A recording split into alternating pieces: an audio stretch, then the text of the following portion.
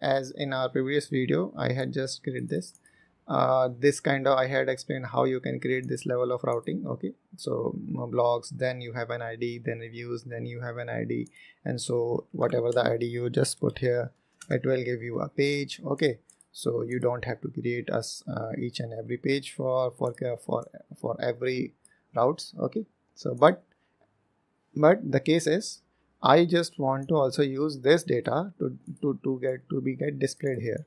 Okay, so how we can do this? So in this video, the purpose of this video is only this, that we can figure out how we can do that. Okay, so as of now, as per my knowledge, it should be in our routing section, and as you go here, you have this routing section, and as you here you will find that this Qwik application will follow a nested routing, and all these I had explained to you in our previous video how this and everything works. Okay, so now we have to just understand how we can get these parameters. Okay, so as you can see here, we have this simple destructuring. Okay, and this simple destructuring give us an idea of how we can access to these variables, these queries, and this JSON file and all these. Okay, but the thing is here what is this? If you just go with this documentation and you will see this, then you will find, okay, I think they are querying some API. No, here they are not querying some API. Basically they are creating an API endpoint from which you can get the data. Okay, so in Qwik.js, basically what happens, you can even use the same file as in the other languages. You have to create, you are taking a different file for creating your API endpoints, and then you can use those API endpoints to get the data, right? But here in this Qwik.js, it has given you the functionality to even use both, like even you can use the same folder to even display a component, and at the same time you will also use that same file or the same route to also act as an API endpoint. Okay, so this is an example of so this was the example of that, but we will see these in our next in some other videos. So this should not be the concern of this of our present video, right?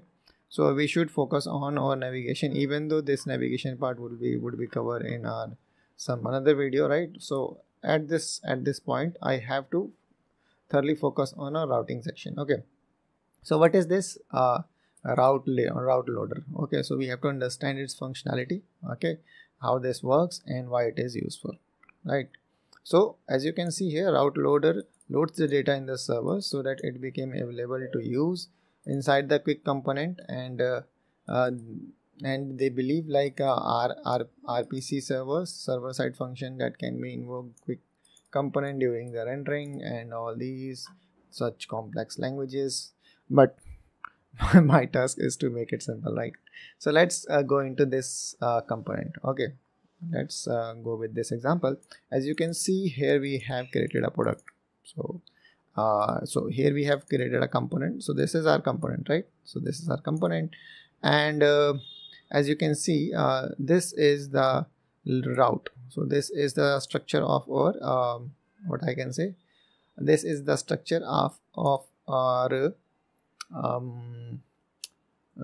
product. Okay, so here we have product, here we have product ID, and then for each product associated with this ID, we have this index page. Okay, and this index page basically renders this component.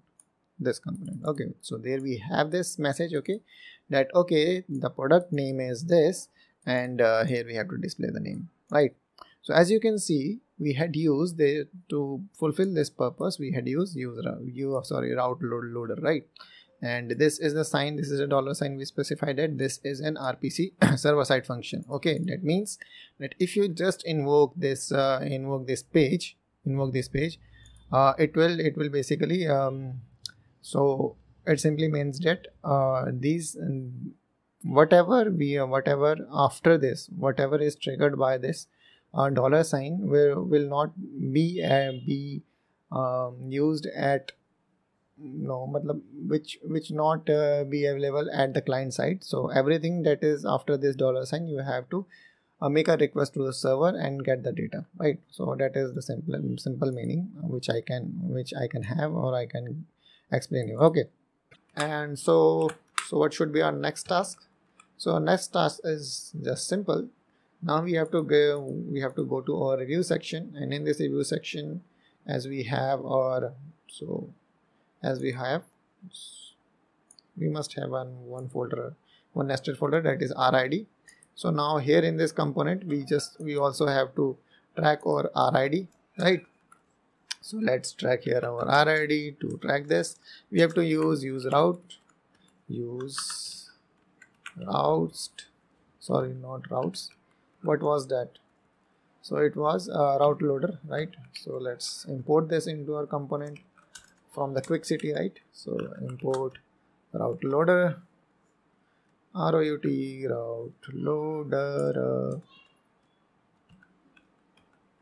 routeLoaders from Qwik city. Why it is not importing? Because I had a mistake and something. Import use loader, and it will just imported the use loader from that builder.Qwik city, right?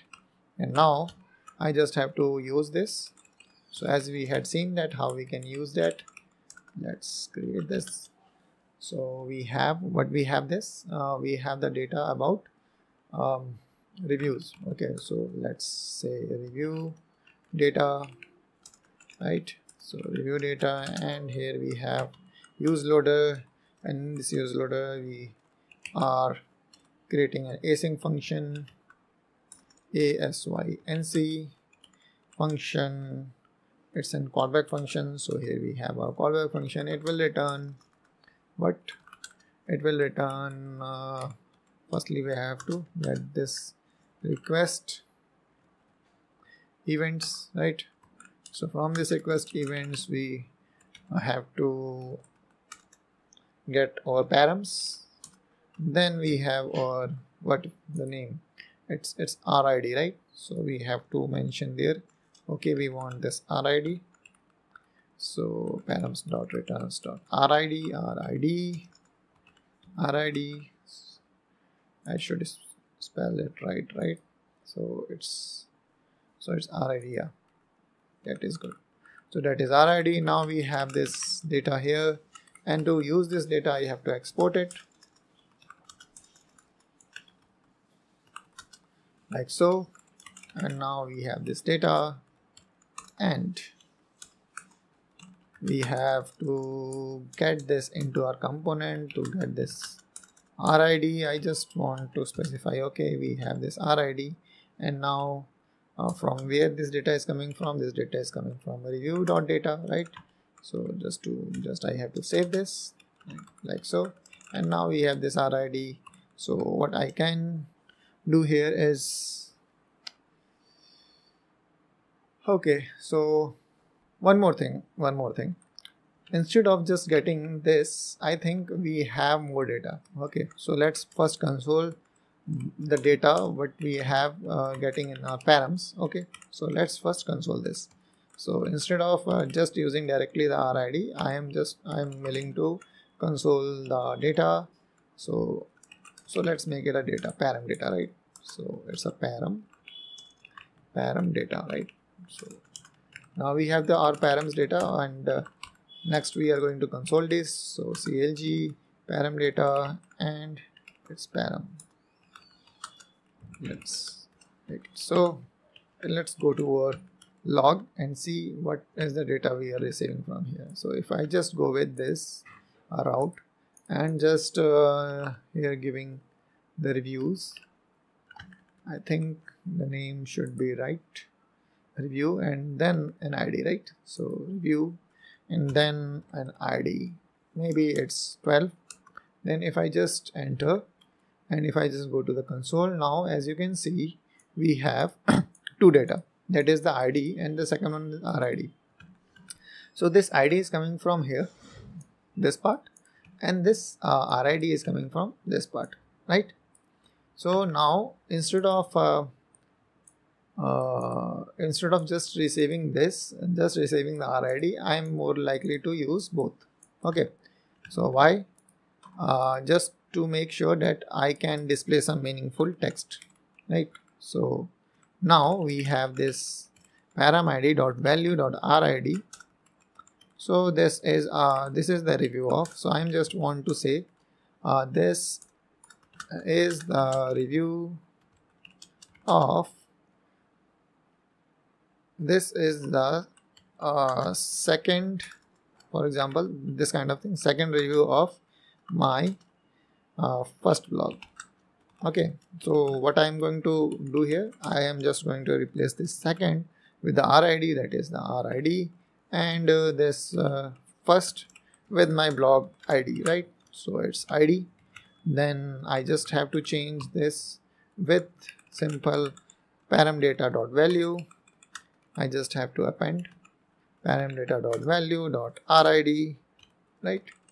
And in the same way, I also have to use this here in RID, in ID. Okay, so now I should get a meaningful text here. Okay, so this is our text, right? So just to make this text a little visible, I am just going to give this a little style. So let's give us class, and as I am using Tailwind, so I can even use that Tailwind here. Okay, so it would be the font bold and the text large.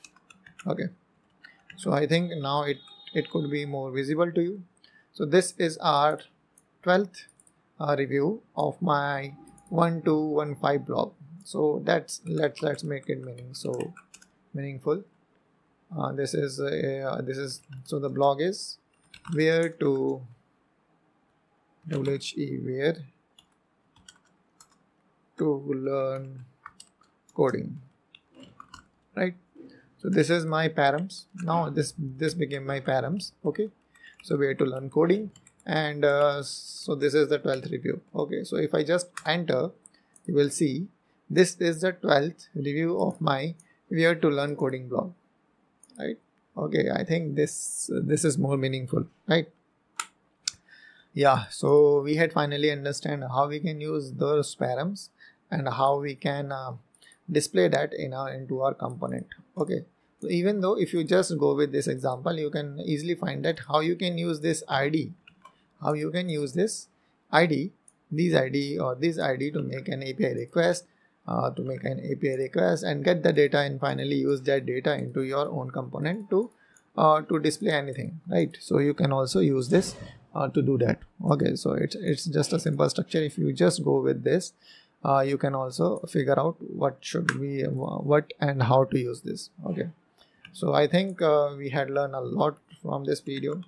So we'll meet you in the next video. Please leave a comment if you want to leave. Okay, I think this is all about this video. So we will meet you in our next video with some another topic. So for now, have a nice day and goodbye.